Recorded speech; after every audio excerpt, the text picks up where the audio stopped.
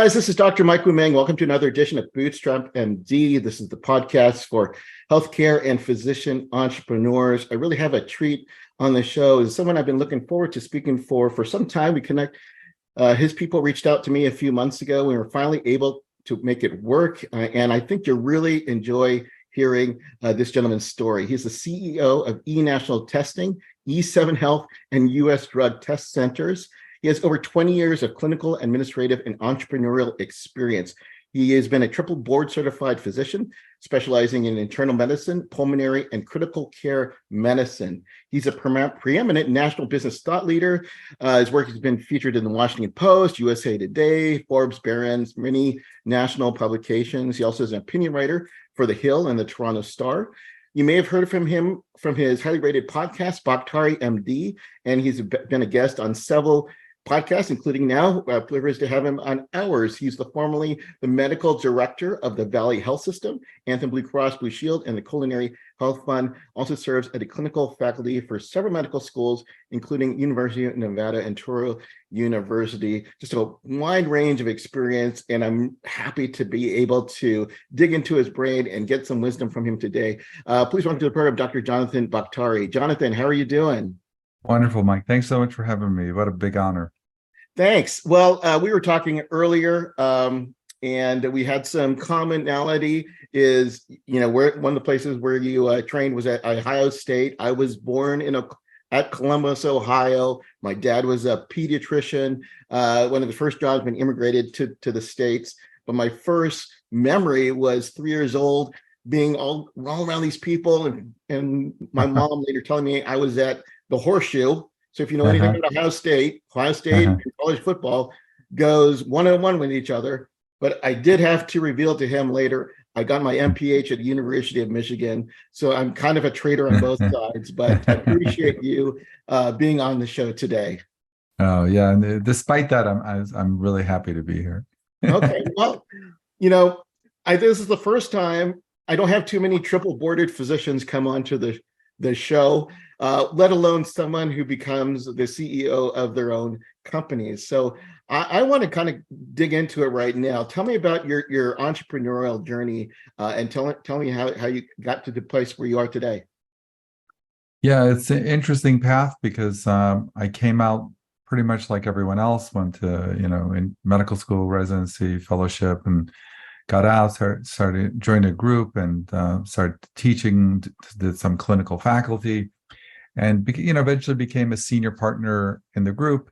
But right about that time, I started to look for other experiences I could have just broaden my perspective. So I got on committees and hospital committees and administrative stuff, and slowly one door opened another, and I was offered other opportunities. I became chief of medicine. I was medical director of an ICU, and it just seemed like every time I did something, one door would open another. So, I'd like to think it was an epiphany where one morning I woke up and said, "Let's go in this direction." But it was a very, and I don't want to say non-planned, but it was a slow growing, one door opening another kind of process. And then before I knew it, I was offered positions as hospital administrators, working for insurance companies. And then I sat down and looked at all that experience. And when this opportunity came to open up E7 Health, our first company, I just really jumped on it because no one else was doing it. It was an opportunity to almost create a specialty in medicine that didn't exist. I mean, on some level, nobody was really doing everything we were doing. And the challenge was, would it work? Because no one had really done it. No one had taken adult vaccinations. I mean, now that COVID happened, people get adult vaccinations, but to say, hey, we're going to open up a company that focuses on adult vaccinations and everything around it, mainly because I think a lot of other parts of medicine had abandoned adult vaccinations. Primary carers had stopped carrying adult vaccines, and that's really how the pharmacies got involved, because everyone else had abandoned it. In the old days, you could get a Hep B shot or the shingle shot from your primary care, or even some pneumonia shot, or even potentially some travel shots. But it had all stopped, and part of it, I think, was due to reimbursements and other things. So we just realized that it was a void.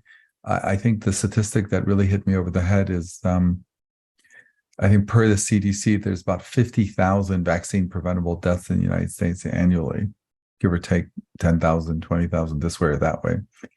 And that seemed an enormous task to address. And the primary care doctors were not giving vaccines, and we're leaving it up to pharmacies to do it, and which I'm glad they're doing it, but they're also selling diapers and Frito-Lays, and it's not their core business. Yeah, and so it's not like they were taking it over and doing everything. And pharmacists traditionally aren't trained to touch patients, give shots. You can see how tortured the process is. So it just seemed like there should be a clinical answer to this problem. As a doctor, I wasn't used to asking for help, especially when it came to subjects outside of medicine. But then I found physiciancoaches.com. In an instant, I found hundreds of experts to help me in all aspects of life. On areas I was afraid to ask: dealing with burnout, starting a side gig, money management, even help with my marriage. And the best part? Nearly all experts are physicians themselves. After reading their profile and a quick chat, I knew I found the right mentor for me. At physiciancoaches.com, help from professional colleagues is just a click away.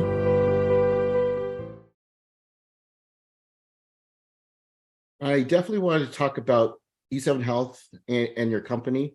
But I'm going to put you back into the position of actually accepting that position and moving to another company. Recently, I do coaching, and I consult with doctors. And this one doctor I had spoken to yesterday, she was being frustrated because she works in the hospital. She's a hospitalist, and she wants to. She always gets asked to go and join all these different meetings in the hopes of, being recognized, being more value to her hospital, and ultimately, of course, an increase in her salary. What was the impetus for you to join all of these different committees? Were you looking to increase your own salary? Were you just curious and just want to be more involved? Or was it a stepping stone to maybe something greater, like being a part of your own company or starting your own company? That's a great question. I don't think anyone's ever asked me that question. In playing it back, I think I was just frustrated because if you get through medical school, residency, fellowship, and study for 3 boards, and you kind of keep thinking that it's going to continue, and then you realize, oh, that's it. And I think when someone's been on this constant path of growth and the next thing, I just think I wasn't ready to say there's no more next thing. I didn't know what the next thing was, but I knew I had to explore my growth. Once you're seeing 20 patients a day and you got that routine down, you're like, okay, so I do this for the next 30, 40 years and that's it. So it just seemed like the program of growth shouldn't stop. And I think I just initially did it because I knew nothing about administrative medicine. So I didn't know. And some of the jobs I took, I didn't like. I realized what I didn't like. And some of the jobs I took, I really liked. And you weren't going to figure that out until you tried it. I've been essentially employed as a hospital administrator and gotten paid by a hospital. I've been employed by an insurance company and gotten paid from an insurance company. The teaching was voluntary clinical staff, but I got to teach in a medical school and teach second-year medical students and third and fourth-year medical students. So all of that helped you understand where you wanted to go. I think it's easy to say you would wind up where you wind up anyway without those experiences. I'm I would might argue that those experiences help shape your future decisions, if that makes sense. It does make sense. Also, so in my journey, I was working as a primary care doctor. I started at a software company on the side. It did well enough that allowed me to leave my position. It was a process of about 4 to 6 months, but it was a difficult conversation I had with my wife at the time. We know physicians, we make a high net salary. We have all the 401ks and health insurances and things like that.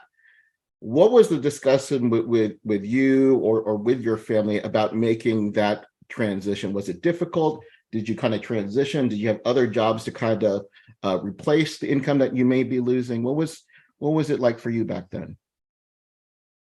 I think the realization was not income. The realization was you didn't have any time freedom in the sense that you could make your schedule. I remember a friend of mine who was a really dear friend of mine, but he was not in medicine. He was in real estate. He was an attorney, but also was a real estate guy. And we became really good friends. And, one day he called me up and said, "Hey, something amazing happened. I've got this thing in London next week and you want to go?" I forgot the exact thing, but this is a long time ago. And he said, "Yeah, well, why don't we hop on a plane next week and go?"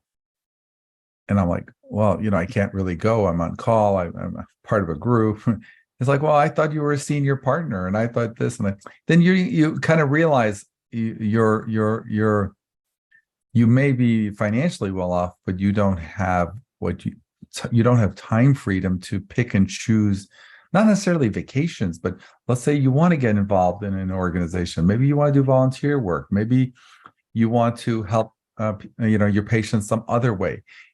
There's no flexibility once you're in the thick of things to do anything but your regular schedule, often 50, 60 hours a week. And I think it dawned on me that I didn't have the freedoms that I wanted, not to play golf or putz around, but just to explore other things. And he and other people made me realize that it wasn't a matter of money. It was a matter of if there were other things you wanted to do to help your patients even. Are you free to explore those opportunities? Let's say you want to teach more. Let's say, there was a period where I taught the entire second year med school curriculum in pulmonary and critical care. And I really enjoyed that. I'm like, but my clinical responsibilities really hampered how much of that I could do.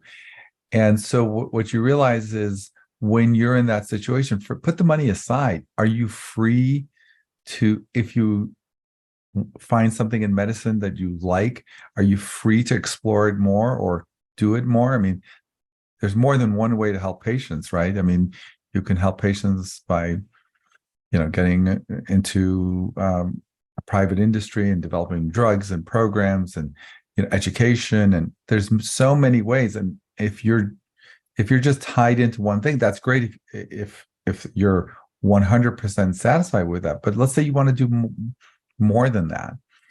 Traditional clinical medicine, once you're in that final track of being a partner, or now these days being an employee, you don't have that flexibility. That's a long-winded answer, but I hope that makes sense. It definitely does. And the phrase "the golden handcuffs" is true. Is they get you. And I'm saying, there's people who are working for somebody else, but they have that security. And I hear from doctors, and they're making a lot of salary, but they also have a lifestyle that they need to continue.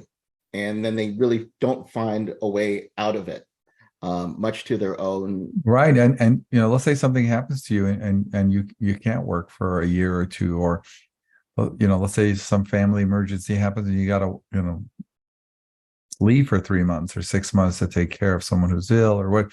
You can't even do that in many situations. So true. So you're in this business. It's a startup. Mm-hmm. Describe to me that first year.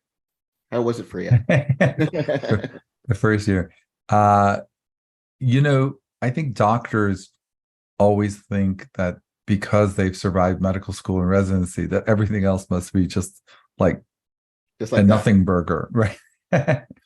Right. Because we studied for boards and we stayed up all night and There's a we path got, that we have to do that. yeah, we went through organic chemistry and we went through this and we went through that. And so uh, I think the realization that being a CEO, even on a small level, or being a leader, they're not soft skills. They're technical skills you need to acquire. I think a lot of doctors think because, let's say, they're well liked and people respect them, that naturally they'll be a good CEO and a leader. And an analogy I always use is, if I put someone in the cockpit of a 747 at 30,000 feet and said, land this plane, just because you're well liked and people respect you, you're not going to land the plane, right? But I think there's a fallacy there that we naturally, well, of course we would be a good leader. So I realized all the skills I needed to acquire, and some by doing the School of Hard Knocks. Luckily, I had a bunch of mentors that I could go to. And it's probably the one trait you learn in training.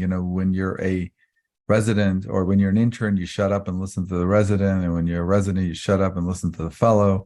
And when you're a fellow, you shut up and listen to the attending.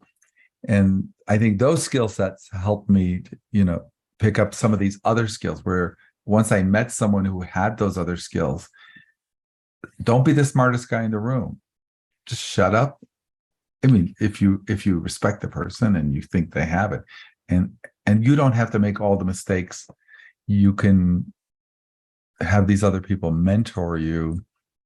So in retrospect, yes, some I had to make myself, and others I was fortunate enough there were people who had done business and entrepreneurial stuff that put training wheels on me. But that's the toughest part. I think the toughest part is not thinking, running a company and managing people is a soft skill that if you're a nice guy and people respect you, you're going to be a success at that. Yeah, and it is humbling because as physicians, we're often the decision makers in what we do, right? The buck stops with us. And being in that position where, I've had mentors, very successful in business, multimillionaires, and some of them never went to colleges, some even barely made it through high school, but they just became successful at whatever they do. And I think part of it is kind of humbling yourself and understand, hey, there's different ways to make a living. And it doesn't necessarily have to be the path that we typically as doctors are: go to college, get good grades, become a lawyer or doctor or whatever. So there are different ways as doing it. So it sounds like you learned a lot from that experience. So tell me about your first company, E7 Health. What is it all about? We talked about vaccinations, but let's get into it. Yeah, what I realized back then is there was multiple books of business, if you want to call them that adult vaccinations are involved. I didn't realize it when I was practicing, but there is about 4 or 5 areas of medicine that vaccinations are involved. We'll just do it in random order. For example, travel medicine. There are people that practice travel medicine, but that's a thing where adult vaccinations as well as counseling and prescriptions are involved. And it's most people don't realize, but per CDC guidelines, if you go to almost any country in any developing nation in the world, whether it's Central America, South America, Africa, Asia, you need to see a travel medicine experts and potentially, for the most part, get a bunch of vaccines and prescriptions and counseling. So that already existed. Then there is employee health services. So I think as physicians, we're all aware of an employee health nurse in a hospital where you go in and get your vaccines and to start work, and every year you get a TB shot and blah, blah, and a physical potentially. What people don't know is hospitals can afford to have an employee health nurse, but every other facility doesn't. Mm. So they actually need an outsourced employee health department. Even like med spas, for example, even in the med spas, all those MAs need yearly TB. If you want to comply with OSHA, they all need yearly TB skin tests. They need the flu shot. When they start work, you need technically to find out whether they've had MMR and varicella. And of course, a lot of small practices don't comply with OSHA, but technically they should. But certainly surgery centers, home health agencies, all of these people need an outsourced employee health department.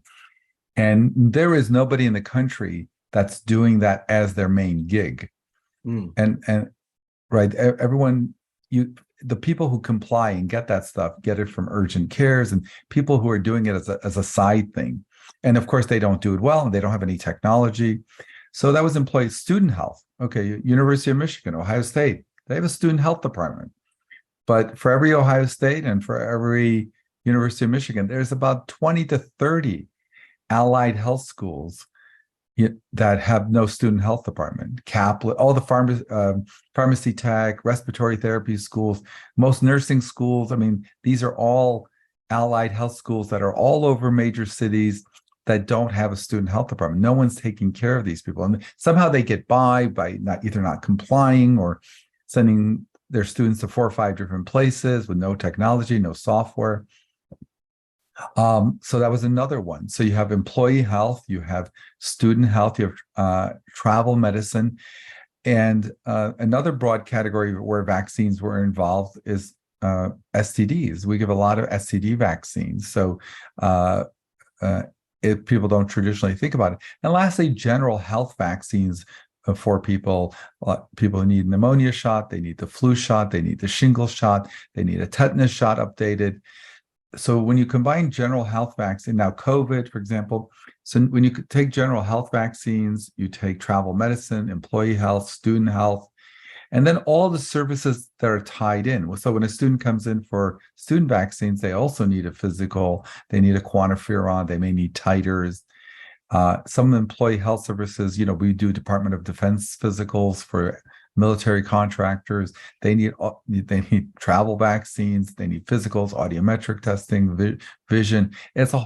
So when you put it all together, it's a massive industry that nobody does as their main thing. What we did is we refused to do primary care or urgent care or ACMED. We refer all those people out. So if you come to E7 Health and you have a sore throat or a tummy ache, we don't see you because we're only focused on this. And then we became a software development company and started writing our own technology because there was nothing off the rack that did what we did. And lastly, the bulk of what we did wasn't covered by insurance. So traditionally, travel medicine is very difficult to get covered by insurance. Student health and employee health are traditionally not covered by insurance. That's why hospitals have their own employee health nurse, because it's not something that's covered. The hospital picks up the tab. So employee health and student health and travel medicine and some general wellness vaccines, of course, are covered. But when you put it in a bucket, 80-90% of what we do is not covered by insurance. So what we did is we came up with a strategy where anyone who came to see us, we gave them a receipt that had all the ICD-10 codes. And so if they had a Mercedes plan that covered some of the stuff, they could submit it anyway. But for the most part. So what happened, though, is once allied health schools figured out we exist, once military contractors found out we exist, they can't even imagine going anywhere. It's funny, I always tease, like, we never lose a client, one, because we have great service, and my staff is amazing, I have to tell you, and our software we got an award for the best healthcare technology software in 2019. But I think the other thing is they've got nowhere to go.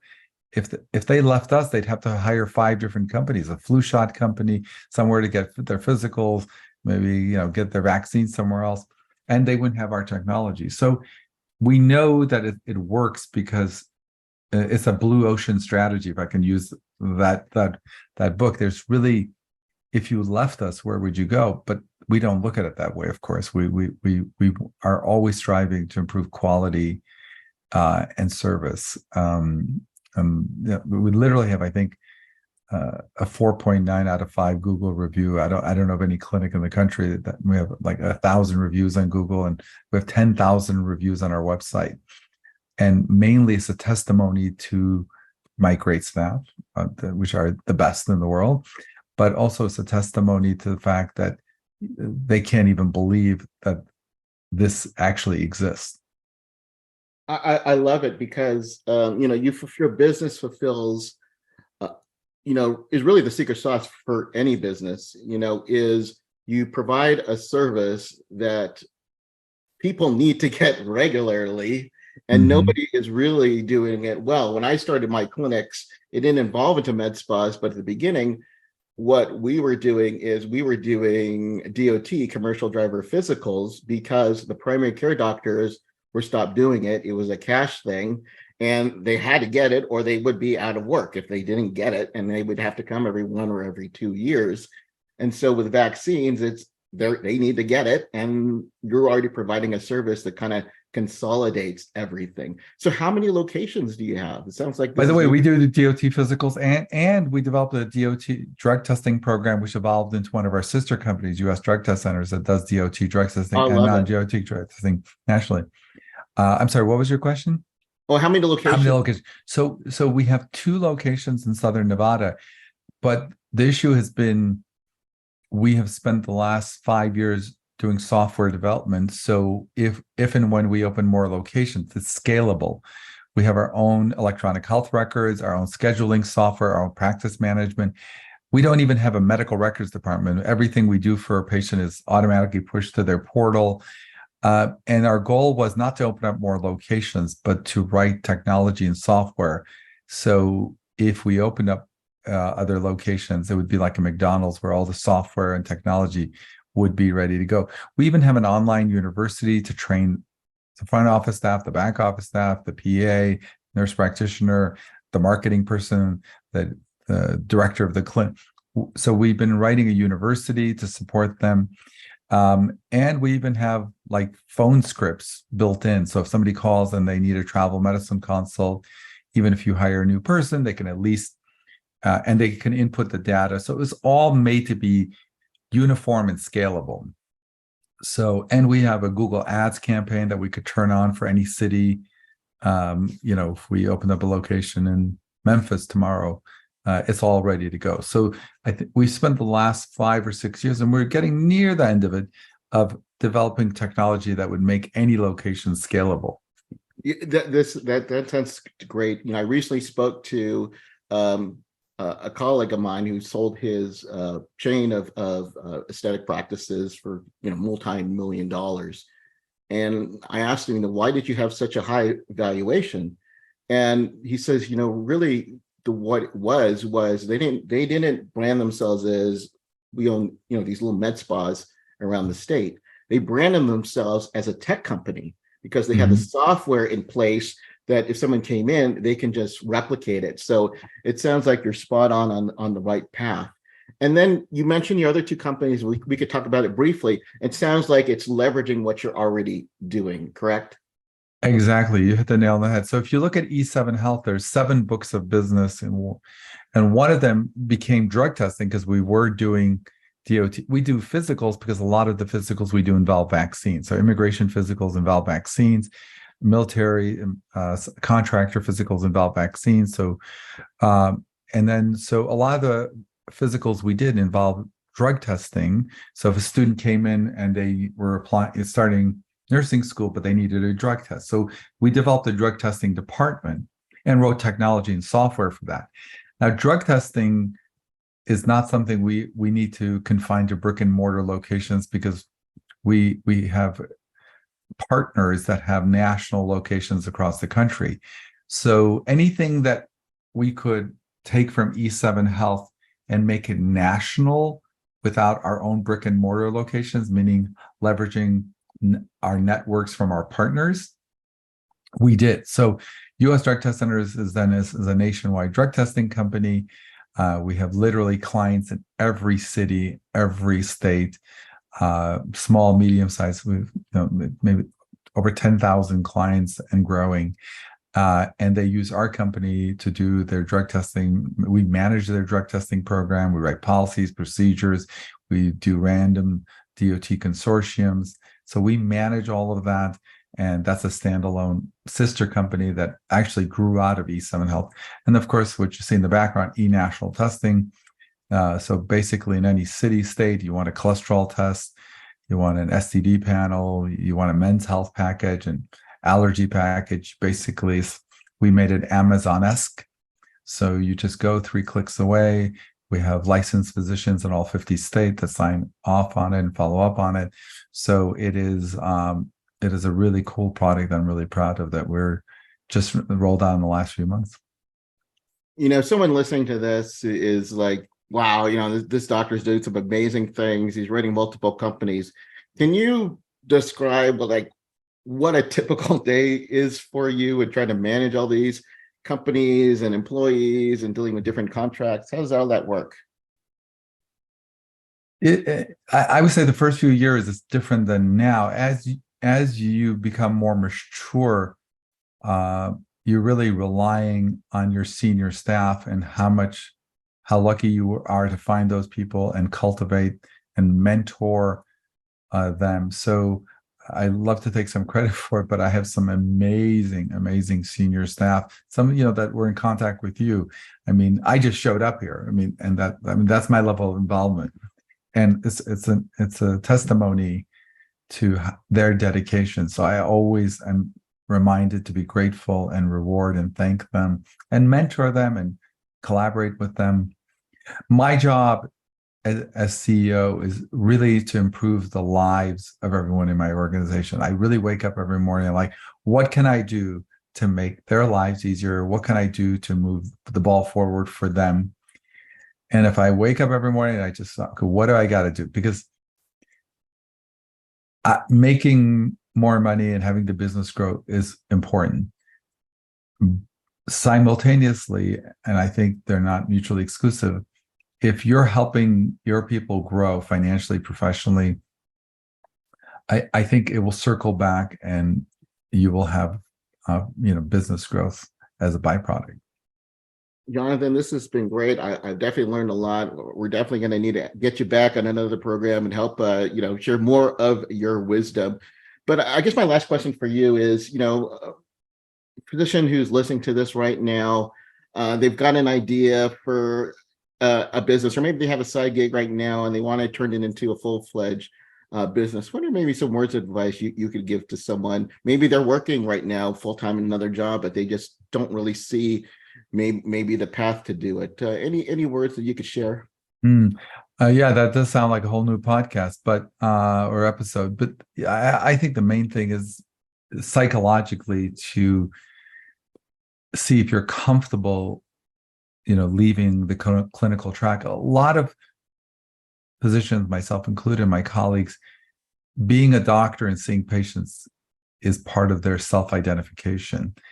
And yes, finance is also part of it, but part of it is also, I'm not sure they could see themselves, leaving clinical medicine in terms of who they are. So if you can't see that, you're going to have a hard time kind of really pivoting if that's what you want. Because listen, seeing patients is an honor, privilege. I'm so lucky to have that experience, and I really admire people who do that day in, day out. So, but if you are at the point, or for whatever reason you do want to make changes, you just have to understand: are you okay, in being in your shoes and not seeing patients? And you have to truthfully ask yourself that question. If you weren't, when you go to a party or whatever, and people say, "What do you do?" and you say, "Well, I'm a CEO," or "I have a software company like you," that's a whole lot different than saying, "Yeah, I've got a practice. Here's my office." And emotionally, psychologically, it's. I always say, when you're a doctor, metaphorically, you're like Superman. You have the cape on, and then when you get out of the clinical role, you're like Clark Kent, and like you're just some guy walking down the street. Whereas I think a lot of people have a lot of pride that they see patients and it was rightfully so. So I think that's the first hurdle to get over. So true. And it's something that we don't often think about because our identity is often so wrapped up in a career, but it is something that I struggle with occasionally too, and some other colleagues who left the bedside struggle with as well. But great point that you make. For someone who wants to know more about you, what's the best place to reach out? My website, baktarimd.com, BAKTARIMD.com. Also on YouTube and all the podcast platform, our podcast, Baktari MD. We do an episode a week. And of course, LinkedIn. So Baktari MD, Jonathan Baktari MD on LinkedIn, if you want to ask me a question or anything like that. Or if you just want to see the body of work we do, I would say Baktari MD website is a good place to go. Jonathan, thanks. It was a pleasure. Thank you for sharing your wisdom with us today. I know we're going to need to have you come on back and continued success with you and your multiple companies. Thanks so much for having me. It was a lot of fun. Thank you. And thanks everybody for listening. If you have an idea for a business, you're not sure where to go. Hopefully you were inspired by Dr. Baktari's his journey and how he got there. But if you have something that you feel that is you're doing a greater good, that something is beyond yourself, entrepreneurship may be the path for you. But don't just think about it. Just don't, decide to do it someday and never go away. It's all about not more than just ideas. It's the implementation, doing something every single day that gets you closer to your goals and keep moving you forward.